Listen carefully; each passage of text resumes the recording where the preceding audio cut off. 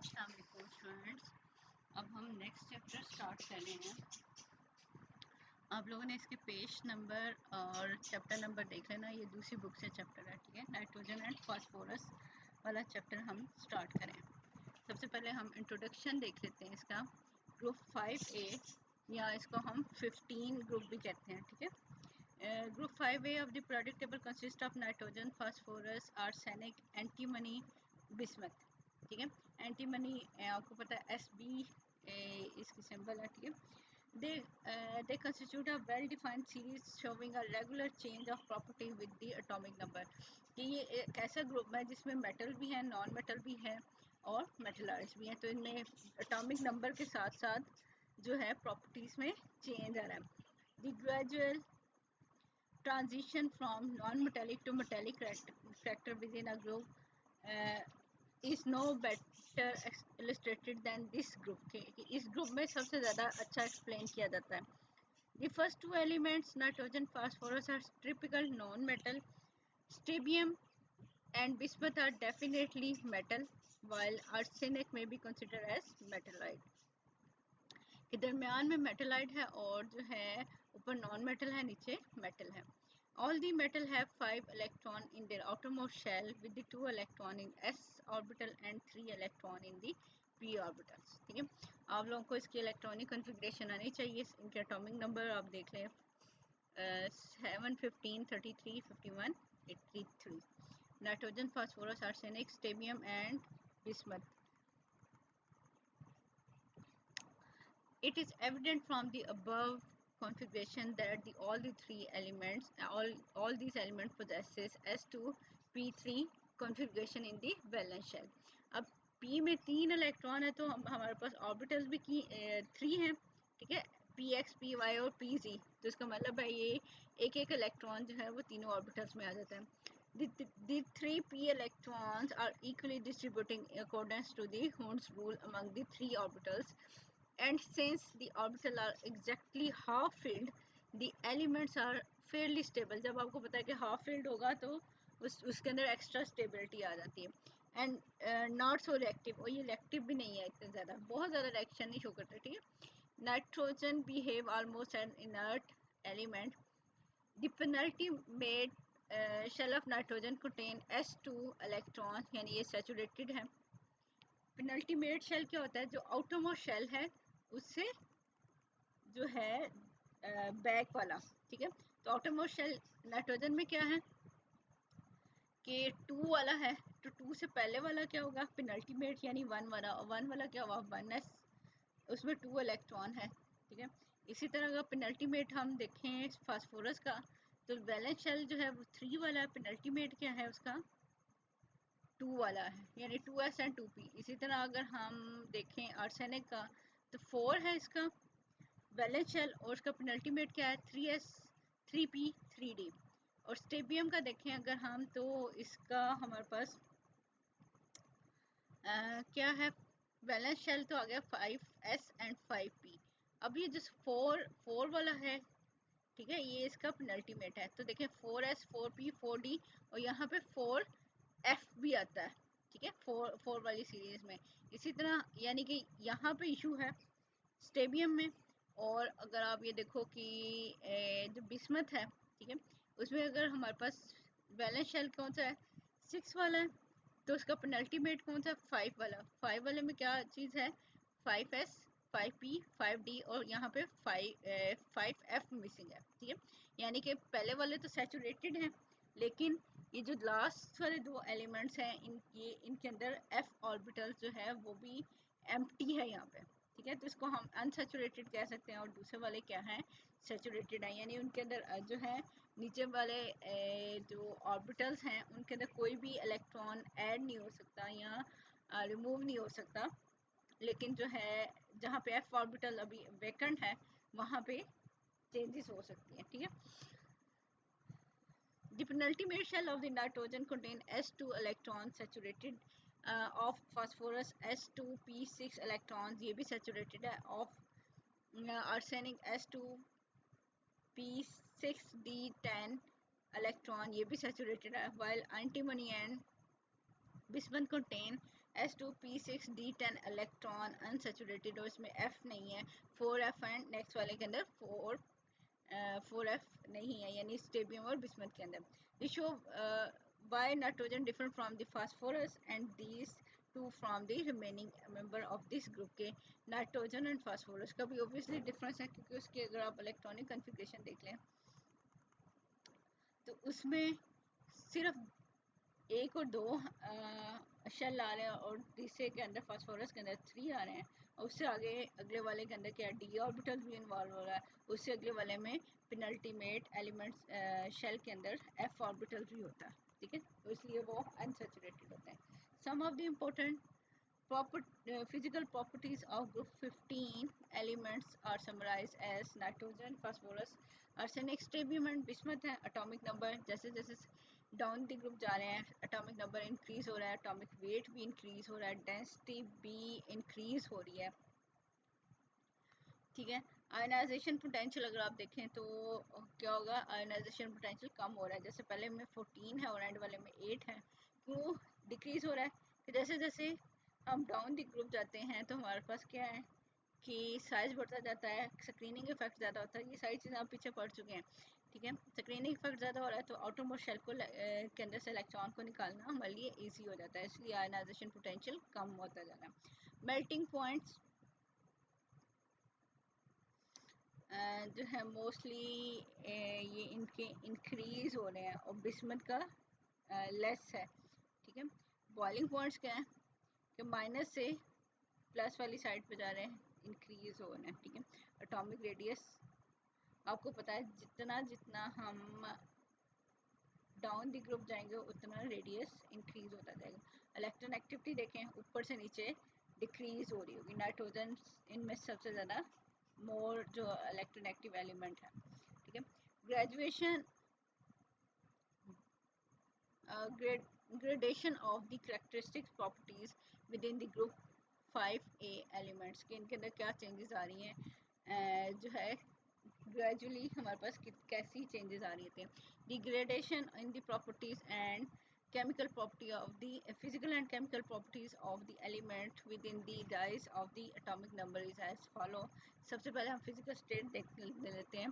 Nitrogen is gas, phosphorus is a soft waxy solid and arsenic is hard but lusterless solid, while antimony and bismuth are hard solid with the metallic luster. ठीक है, यानी कि हमारे पास nitrogen and phosphorus, nitrogen तो gas है वो semi solid है, सॉफ्ट वैक्सी सॉलिड है. ठीक है, ये हमारे पास नॉन मेटल आ जाती हैं. और जो हमारे पास आर्सेनिक है वो हमारे पास दरमियान में आ जाता है, मेटलाइड्स की फॉर्म में है, यानी उसमें लस्टर नहीं है, जो मेटेलिक शाइन होती है वो नहीं है.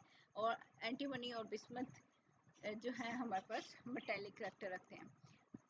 एटॉमिक एंड आयनिक साइजेस अगर हम देख लें, the study increase in this size with increasing atomic number is apparent in the group. की साइज जो है वो इंक्रीज हो रहा है डाउनवर्ड. ठीक है, a comparison of the size of atom in the different oxidation state is of special interest. एक तो हमें पता है कि ऊपर से नीचे अगर नॉर्मली हमारे पास क्या साइज इंक्रीज हो रहा है, लेकिन ज़्यादा फ़र्क हमें कहाँ पता चलता है, जब हम ऑक्सीडेशन स्टेट को देखें कि क्या हो कि अभी आपको पता है ना कि हमारे पास 15 वाले ग्रुप में है तो उसको ऑक्टेट कंप्लीट होने के लिए इसको 3 इलेक्ट्रॉन चाहिए, आउटरमोस्ट शेल में 8 इलेक्ट्रॉन हो. ठीक है, तो यहाँ तो ये इलेक्ट्रॉन गेन कर ले, 3 इलेक्ट्रॉन गेन कर ले, यहाँ ये अपने 5 के 5 इलेक्ट्रॉन डोनेट कर दे. ठीक है, the size of the radius for an atom in -3 oxidation state is very large and is much smaller for +5 oxidation state. ये आपको पता है 9 का साइज बड़ा होता है और अब उसने 3 इलेक्ट्रॉन ले लिए तो नॉर्मल से भी बहुत बड़ा अगर उसका साइज होगा. और अगर ये 5 इलेक्ट्रॉन डोनेट कर दे, पॉजिटिव आयन की ज़्यादा हो जाए, अमाउंट ज़्यादा हो जाए, तो आपको पता है साइज जो है वो बहुत ज़्यादा डिक्रीज हो जाएगा. तो इन डिफरेंट ऑक्सीडेशन स्टेट्स के अंदर साइज का बहुत ज़्यादा पता चलता है हमें. This is accordance with the gradual increase in the metallic character from the top to bottom in the group के. ये इसी तरह ये है कि मेटेलिक करैक्टर भी हमारे पास ऊपर से नीचे इंक्रीज हो रहा है. Ionisation potential and electron activity ऊपर हमने देख भी लिया टेबल के अंदर. With increase in size these element have increasing tendency to lose valence electron and their ionization potential show a progressive decrease. The electronegativity decrease from nitrogen to bismuth. ठीक है, nitrogen की अगर 3 है तो बिस्मथ की 1.9 है, तो ये डिक्रीज हो रही है. Density, there is a pronounced increase in hardness and density in going from phosphorus to bismuth. Melting and boiling point, the melting point except for strontium and bismuth and the boiling points both increase as we move down the group. कि इन metals के अलावा बाकी का क्या है हमारे पास increase हो रहा है बॉइलिंग पॉइंट्स और melting point. The melting point of bismuth is usually low. क्यों लो है? Low melting point of bismuth suggest that there is a little possibility of the availability of the pair of electron in s orbital. के s orbital के अंदर जो pair of electron है वो available हो सकता है. The elements of this group are more volatile than their intermediate neighbors. ये हमारे पास क्या है? वोलेटाइल हैं, जल्दी वोलेटाइल हो सकते हैं एज कम्पेयर टू जो इनसे नेक्स्ट वाला ग्रुप है, यहाँ से बैक वाला ग्रुप है. ठीक है, नेक्स्ट है हमारे पास metallic character. Due to decrease in the values of ionization energy from nitrogen to bismuth, the metallic character of these element increases in the same direction. यानी टॉप से बॉटम मेटालिक करेक्टर इंक्रीज हो रहा है. For example the first two element are exclusively non metal. The next two elements arsenic and strontium are metalloids. ठीक है, while the last element namely bismuth is a metal. कि मे भी मैंने आपको कहीं स्टार्ट पे मुझे लग रहा है कि मैंने आपको ये कहा था कि 2 मेटल हैं. ठीक है, वो शायद मिस्टेकनली मैंने बोल दिया.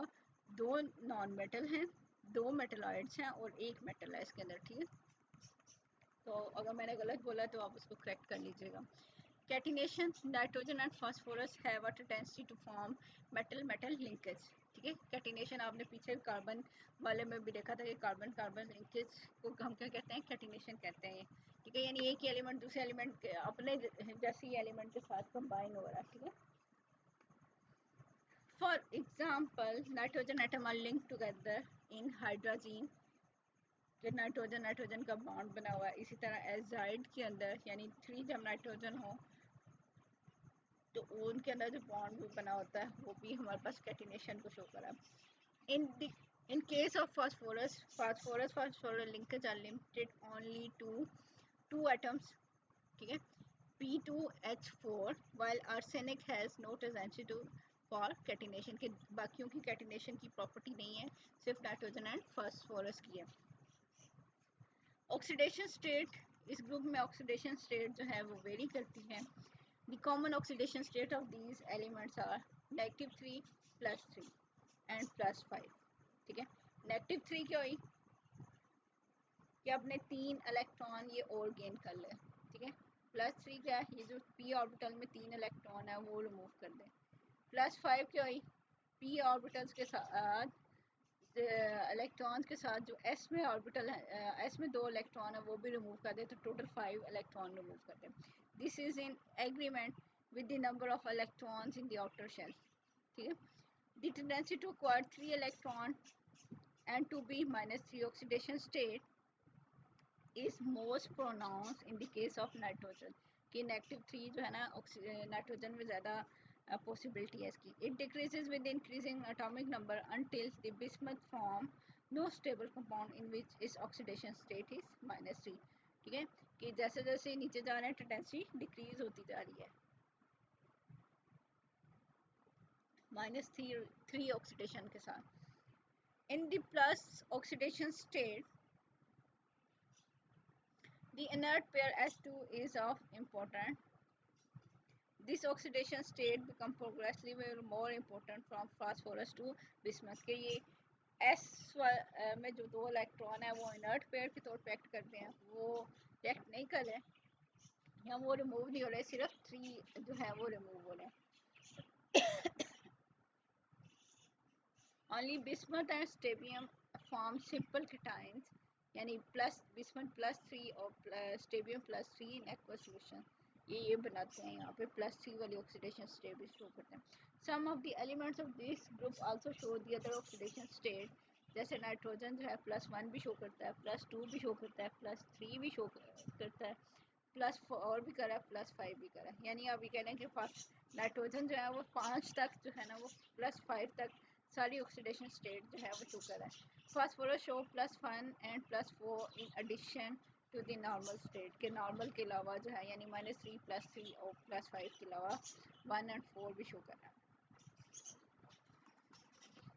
Formation of hydrides. All the elements of this group form the hydrides like MH3 यानी कि +3 वाली वैलेंसी हो सकती है, +3 नहीं -3 वाली. ठीक है. M में nitrogen, phosphorus, arsenic, strontium, bismuth and M2H4 भी हो सकता है. उसमें M क्या है हमारे पास? Nitrogen and phosphorus. The stability of hydrides decrease with the rise of atomic weight. कितना स्टेबल है वो डिपेंड कर रहा है decrease with the rise of atomic weight. Nitrogen form the most stable ammonia. Nitrogen forms the most stable ammonia, while the existence of bismuth hydride is doubtful, and it has been obtained only in traces. कि nitrogen जो है वो तो हमारे पास NH3 compound बना रहा है, लेकिन बिस्मथ के हाइड्राइड जो हैं वो रेयर होते हैं हमारे पास, यहाँ ट्रेसेस में पाए जाते हैं. फॉर्मेशन ऑफ ऑक्साइड्स हैं.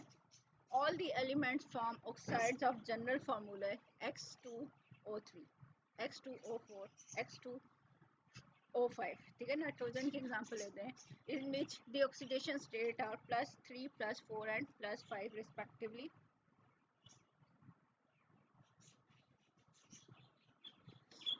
ठीक. आपको पता है कि ऑक्सीजन पे -2 चार्ज होता है, तो क्रॉस में बॉन्ड इनके डी आते हैं ना सबस्क्रिप्ट में. तो ये जो X2 है ये आपको पता है ऑक्सीजन की वैलेंसी है -2. ठीक है. और ये जो 3 है, 4 है और 5 है, ये जब x के ऊपर जाएगी तो ये प्लस होगी और ये जो उधर जो आएगा वो माइनस हो जाएगा. ठीक है. तो यहाँ से आपको भी ऑक्सीडेशन स्टेट के बारे में पता चल जाएगा.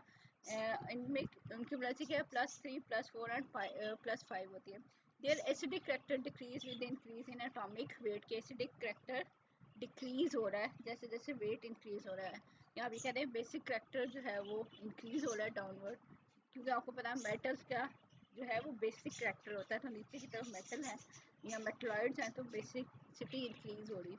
डाइऑक्साइड ऑफ नाइट्रोजन जैसे nitrogen dinitrogen trioxide, dinitrogen tetroxide या डाई नाइट्रोजन पेंटाऑक्साइड या जिसे नाइट्रोजन पेंटाऑक्साइड भी कहते हैं.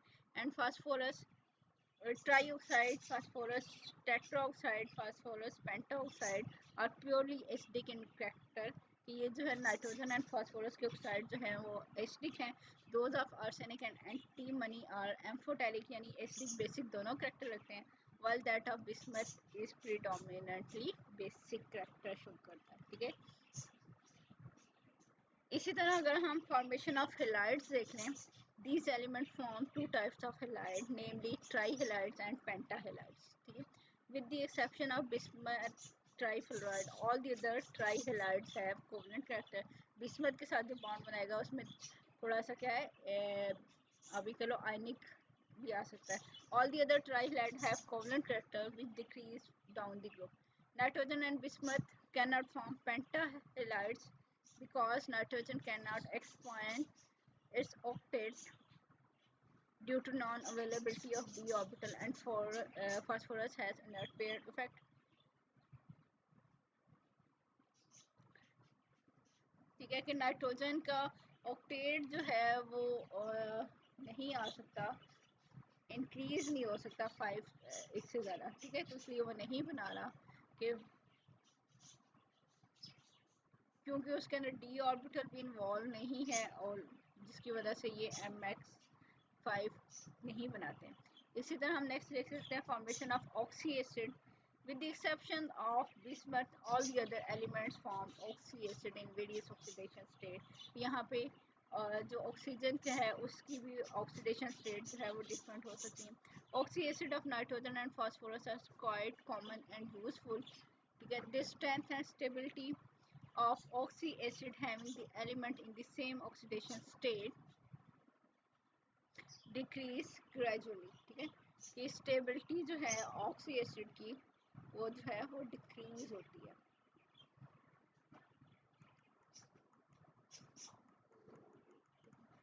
अब हम देख लेते हैं peculiar properties of nitrogen. Nitrogen, which is the first element of 5A group, differ considerably like carbon, which is also a first element of the group 4A, from the other elements of this group. This is because of the following inherent properties of nitrogen. सबसे पहले हमें पता है कि इसका small size है, high electron activity है, non availability of D orbitals हैं. ठीक है.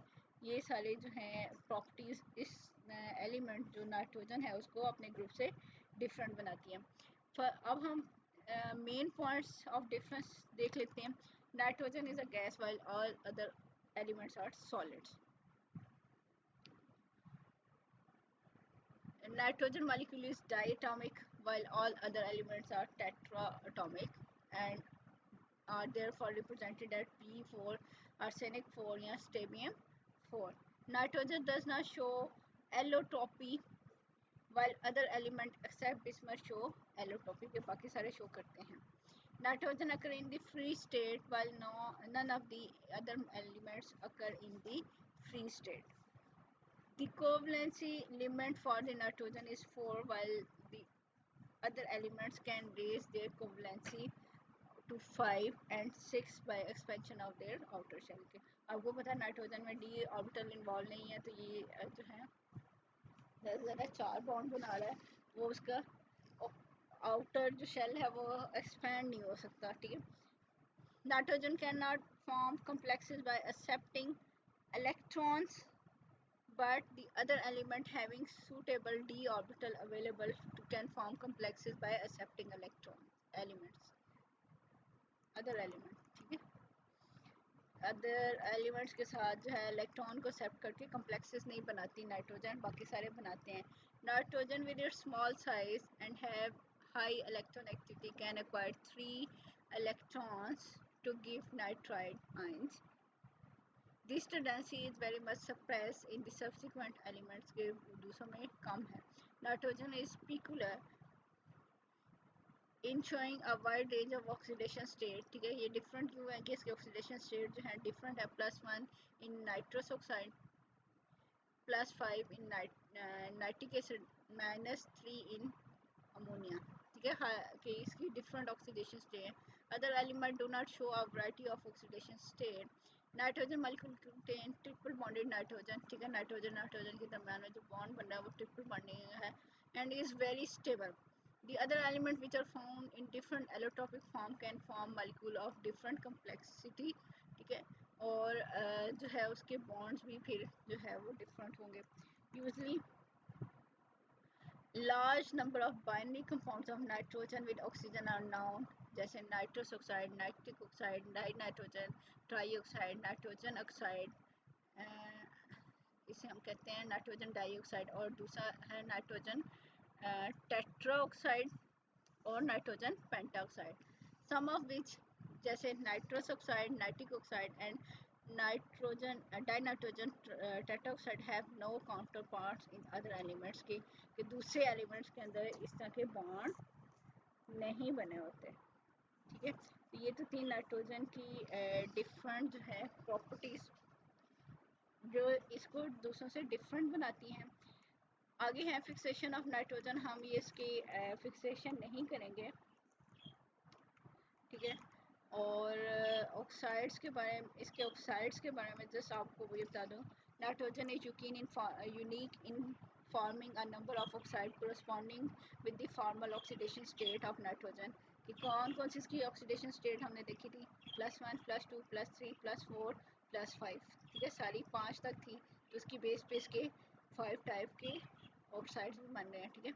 Nitrous oxide, nitric oxide, nitrogen trioxide, नाइट्रोजन 4 वाली और नाइट्रोजन 5 वाली, ठीक है। Except nitrogen pentoxide all are gases at ordinary temperature, बाकी सारी गैसेस हैं और ये जो है क्रिस्टलाइन फॉर्म में होती है, ठीक है। आगे डिफरेंट एसिड हैं, ऑक्साइड हैं, ये उनके बारे में एक्सप्लेन किया गया है। अभी हम इसको नहीं कर रहे, हम इसको लीव कर देंगे। और ठीक है, ये सारे ऑक्साइड यहाँ दिए हैं, उनकी प्रिपरेशन, उनकी प्रॉपर्टीज़ जो हैं, उनके रिएक्शन जो है, स्ट्रक्चर्स दिए हुए हैं, अभी हम नहीं कर रहे, ठीक है। अभी हम जो है इससे नेक्स्ट वाला जो टॉपिक है उसको स्टडी करेंगे। पहले ये role of nitrogen oxides in environmental pollution, के एनवायरमेंटल पोल्यूशन के अंदर nitrogen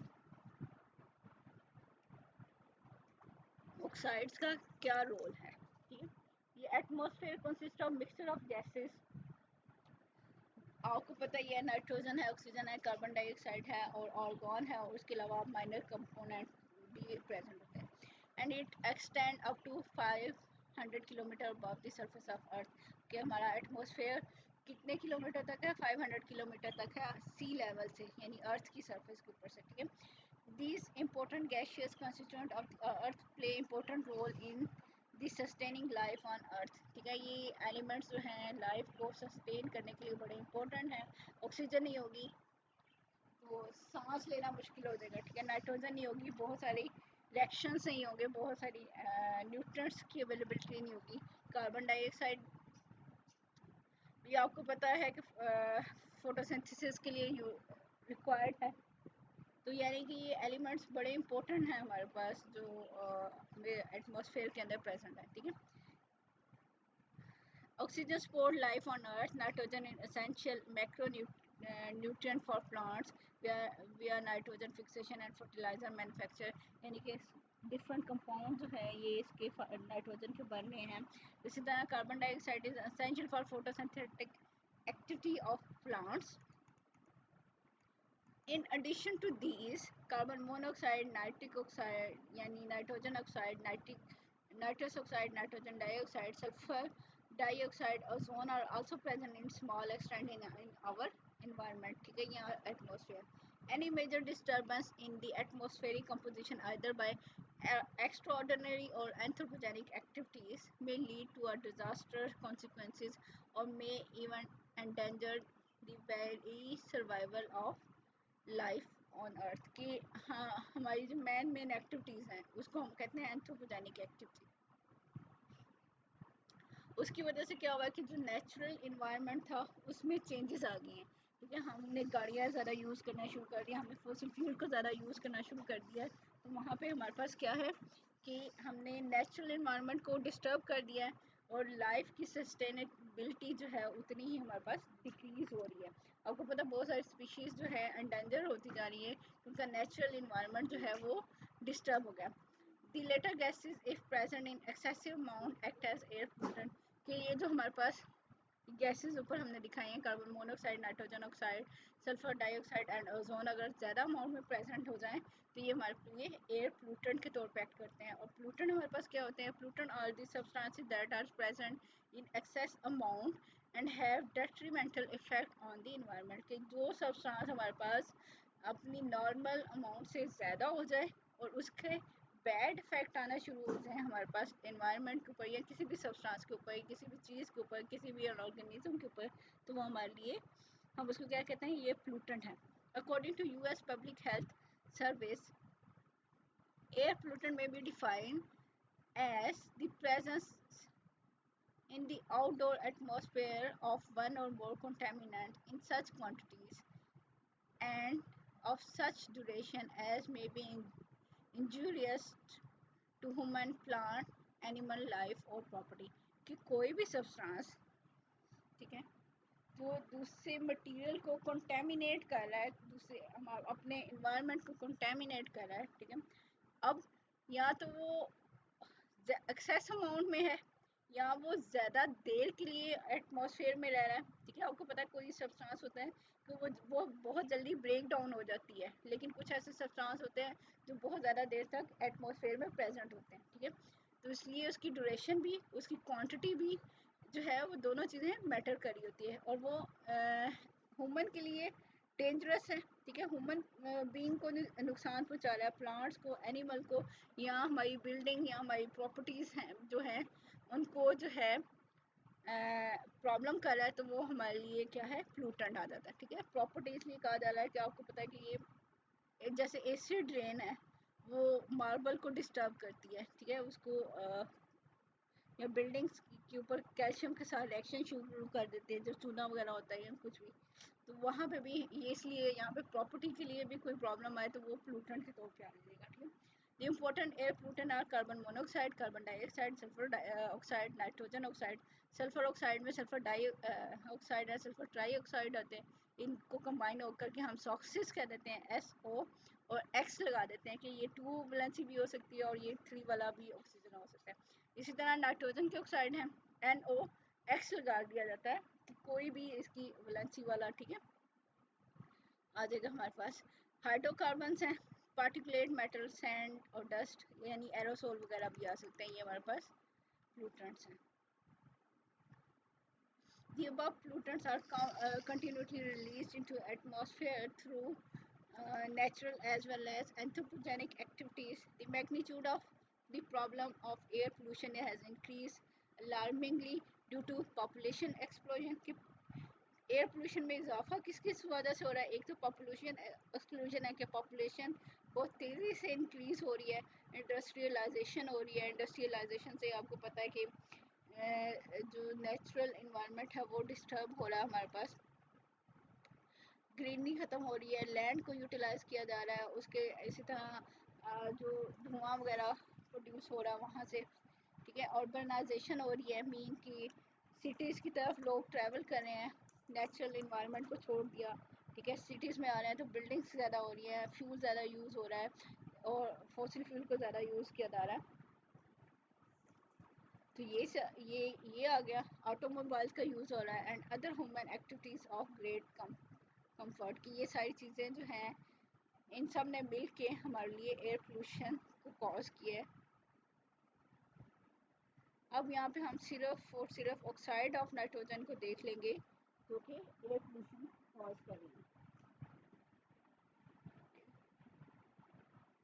out of 8 possible oxide of nitrogen, only nitrous oxide, nitric oxide and nitrogen dioxide are the important constituent of the atmosphere की 8 में से ये जो 3 हैं ये ज़्यादा प्रेजेंट है। Although the concentration of nitrous oxide is more in the atmosphere, nitric oxide and nitrogen dioxide are more significant from the air pollutant point of view के एयर पोल्यूशन नाइट्रस ऑक्साइड की वजह से ज़्यादा नहीं हो रही, ये नाइट्रिक ऑक्साइड और नाइट्रोजन डाइऑक्साइड की वजह से ज़्यादा हो रही है।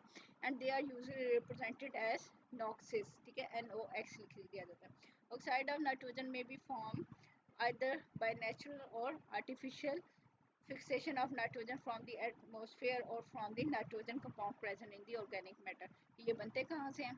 या तो नेचुरल वे से या आर्टिफिशियल वे से नाइट्रोजन फिक्सेशन, आपने नाइट्रोजन साइकिल पढ़े हुए हैं, ठीक है, वहाँ से बनते हैं।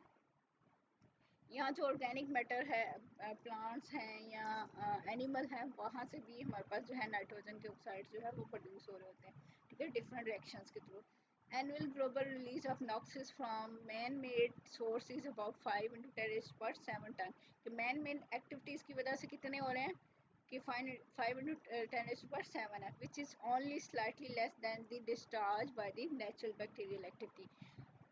ये तकरीबन उतना है या उतने से थोड़ा सा कम है जो कि नेचुरल एक्टिविटी से प्रोड्यूस हो रहे हैं, ठीक है, यानी कि दोनों कंट्रीब्यूशन है, नेचुरल एक्टिविटी भी कंट्रीब्यूट करी है और आर्टिफिशियल जो मेन एक्टिविटीज़ हैं वो भी हमारे पास नाइट्रोजन ऑक्साइड्स प्रोड्यूस करें।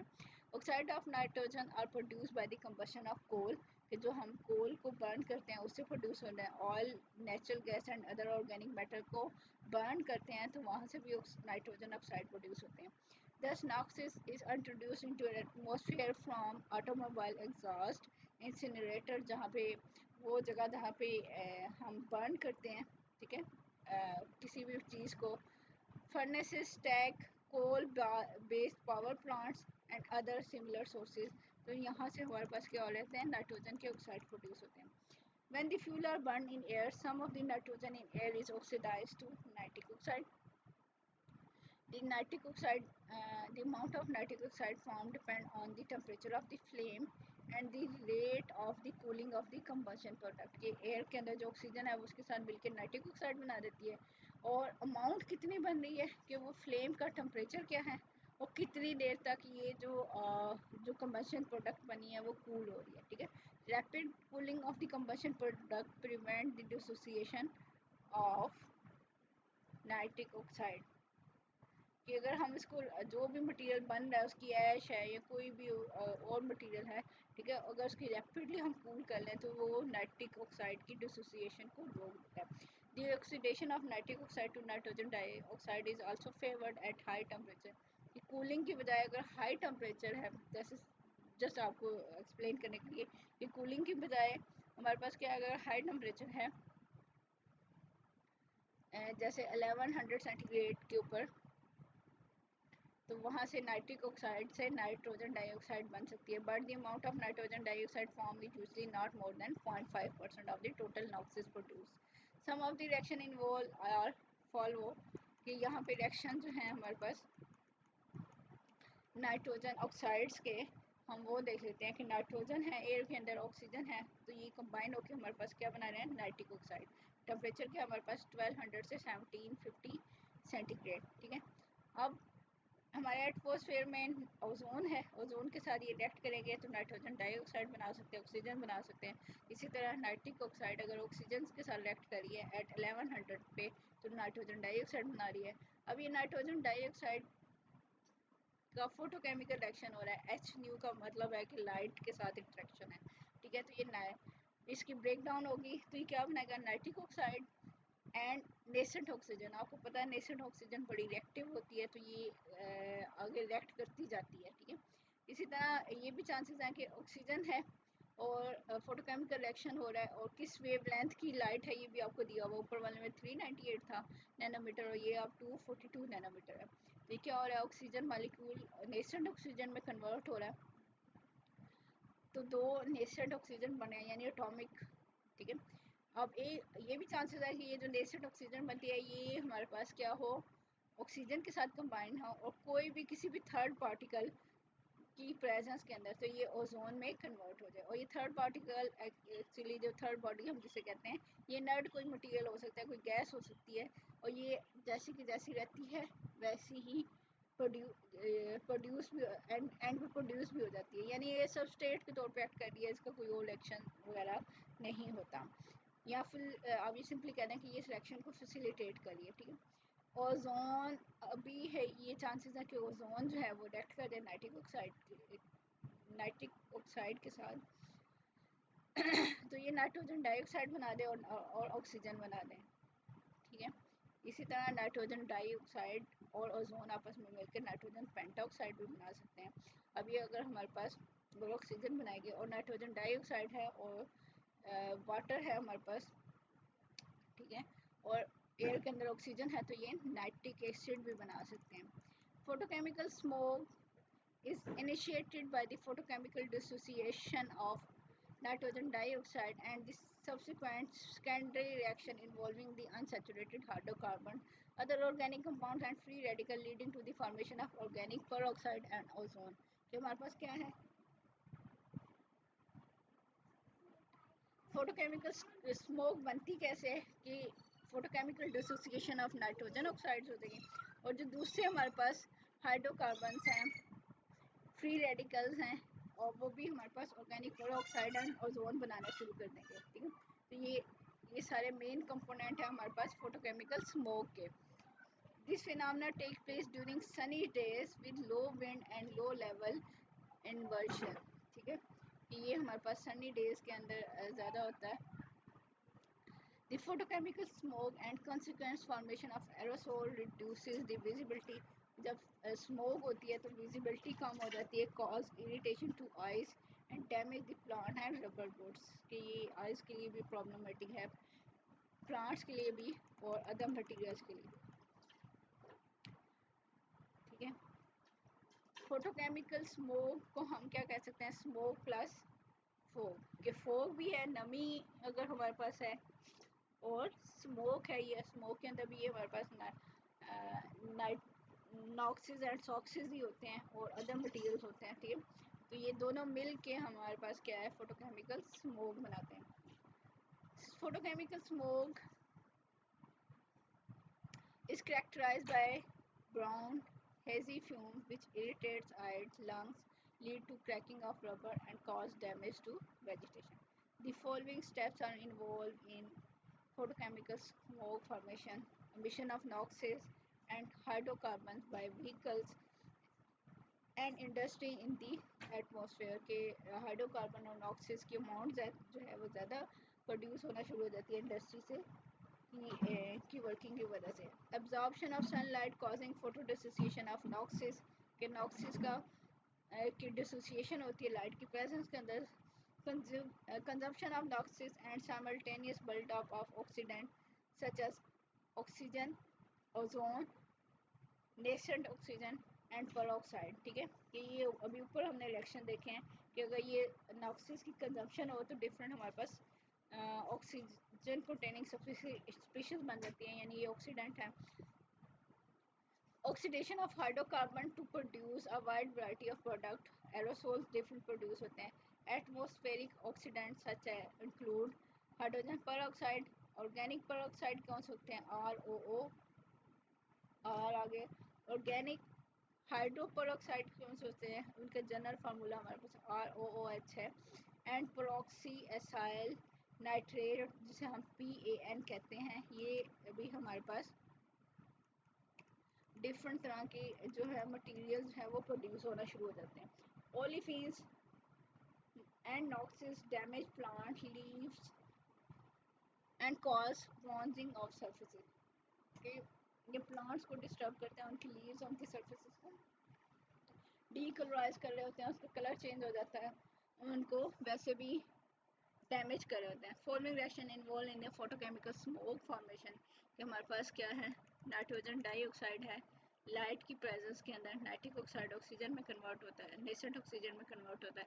ये नेसेंट ऑक्सीजन ऑक्सीजन के साथ मिलकर एक थर्ड बॉडी की प्रेजेंस में हमारे पास ओजोन बना देती है। अब आपको पता है ओजोन वैसे तो स्ट्रेटोस्फेयर में है, लेकिन अब ये हमारे जो ट्रोपोस्फेयर है यानी लो एटमोसफेयर है उसके अंदर भी ओजोन आ जाती है, ठीक है। अब वो हमारे लिए फोटोकेमिकल स्मोक की वो का एक मेजर कंपोनेंट है और ये उसके अंदर प्रॉब्लम काज करता है। इसी तरह हमारे पास ओजोन जो है वो नाइट्रिक ऑक्साइड को सेलेक्ट करके नाइट्रोजन डाइऑक्साइड और ऑक्सीजन बना देती है, और ये जो नेसेंट ऑक्सीजन हमारे पास प्रोड्यूस हो रही होती है ये जो है रिएक्ट कर रही है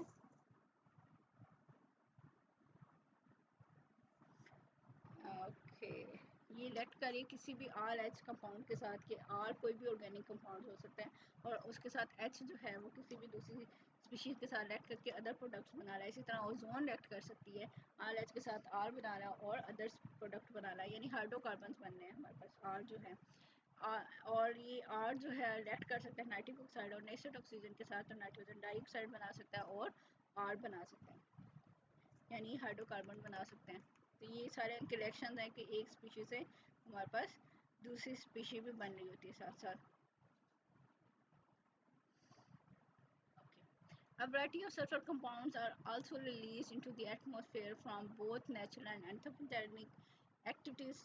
The most important of these are sulfur oxides and hydrogen sulfides, ठीक है। ये दो सल्फर के कंपाउंड्स हमारे पास आ रहे होते हैं। Among natural sources volcano provide 67% of oxides of sulphur, कि हमारे पास सल्फर के ऑक्साइड कहाँ से आते हैं, वोल्केनिक eruption, ये जो क्या कहते हैं पहाड़ों से जो लावा निकलता है तो उसके अंदर वो आग और वो जो लावा जो है उसके साथ साथ ऐश के साथ साथ जो है डिफरेंट गैसेस में निकल रही होती हैं, तो वहाँ से भी हमारे पास ऑक्साइड्स ऑफ सल्फर निकलते हैं। Sunlight play an important role in the smoke formation. Hence, this type of smoke is referred to as a photochemical smoke. The air irritation caused by smoke is due to the formation of formaldehyde and or acrolein from hydrocarbon, के hydrocarbon की वजह से ये जो हमारे पास formaldehyde या other compounds बन रहे हैं तो वो आइस की इरिटेशन कॉज करें। Industrial smoke consist primary of ash and smoke oxide of nitrogen, sulphur dioxide, oil and sulphuric acid mist and is refer as acid rain. ये हमारे पास एसिड रेन बनाते हैं। Industrial operation such as coke, refineries, smelters वो होते हैं जहाँ की मेटल्स को यूज़ की जाती हैं डिफरेंट प्रोसेस के लिए। Results in liberation of sulfur dioxide in the atmosphere. Sulfur dioxide can undergo oxidation to sulfur trioxide caused by air और नाइट्रिक ऑक्साइड। ठीक है, नाइट्रोजन डाइऑक्साइड जो है सल्फर डाइऑक्साइड को सल्फर ट्राइऑक्साइड में कन्वर्ट कर देती है। Sulphur trioxide react with the water vapors to produce sulfuric acid mist। ठीक है, the control of industrial smoke can be made by passing sulphur dioxide through scrubber के इसको हम कंट्रोल कैसे कर सकते हैं। डिफरेंट साइक्लोन लगाए होते हैं, स्क्रबर लगाए होते हैं, तो ये इसको कैप्चर कर लेते हैं। ठीक है, the control of industrial smoke can be made by passing sulphur dioxide through scrubber containing a line नहीं है, लाइम है, यानी कैल्शियम हाइड्रोक्साइड। ठीक है, और मैग्नीशियम ऑक्साइड में 83 to 85% sulphur dioxide can be removed. कि अब ये यहाँ से हम इसको रिमूव कर लेते हैं डिफरेंट केमिकल्स के साथ। ठीक है, कि कैल्शियम हाइड्रोक्साइड है, सल्फर डाइऑक्साइड ऐड करके कैल्शियम सल्फेट बना रहा है, वाटर बना रहा है। मैग्नीशियम ऑक्साइड है और सल्फर डाइऑक्साइड है, तो ये मैग्नीशियम सल्फेट बना रहा है।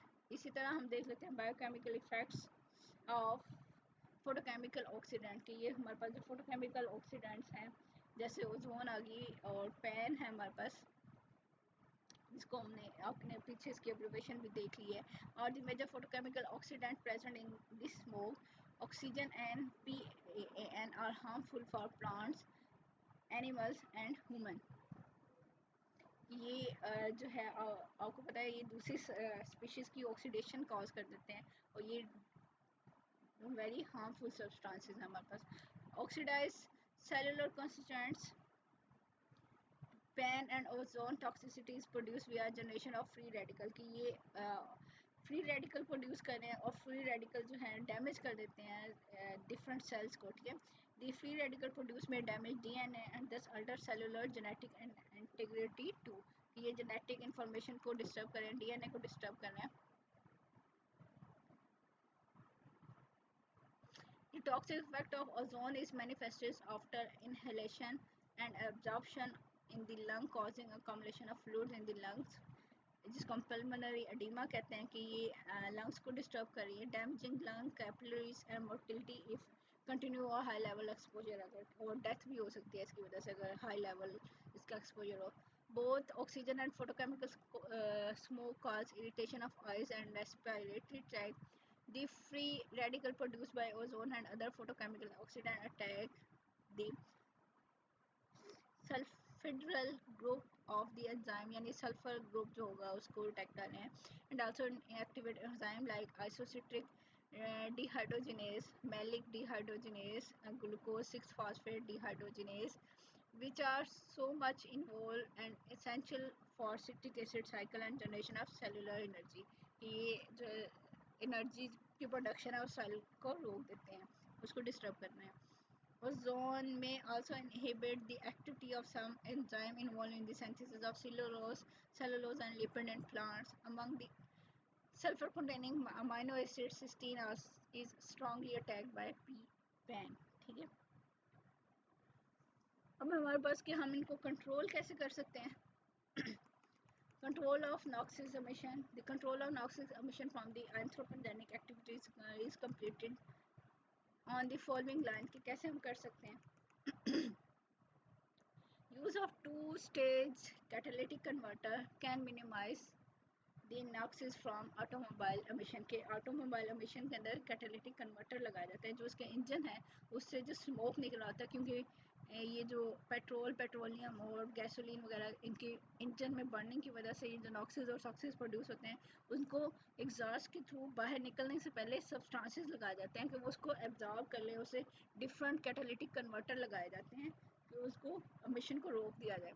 नॉक्सिस are reduce to nitrogen and ammonia in the first converter. की कन्वर्टर ऐसे लगाते हैं कि ज़्यादा टॉक्सिक मटेरियल हैं इनको लेस टॉक्सिक मटेरियल में कन्वर्ट करके तो तब हम एयर के अंदर जो है ना इसको एग्जॉस्ट करें, ठीक है।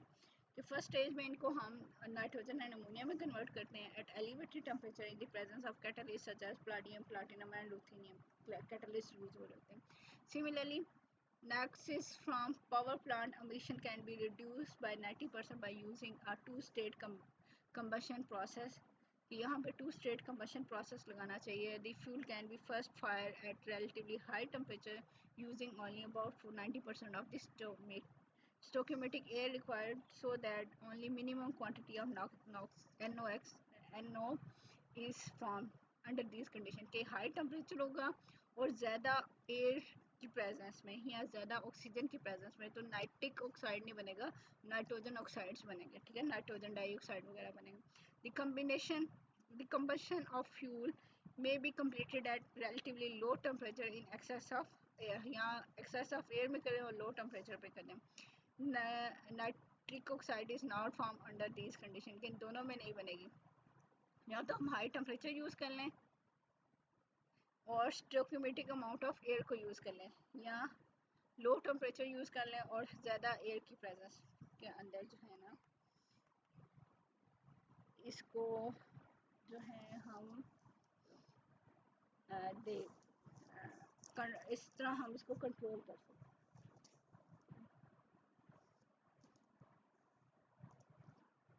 तो ये तो था आज का लेक्चर, हम इसको यहीं पे कंप्लीट कर लेते हैं। बल्कि आप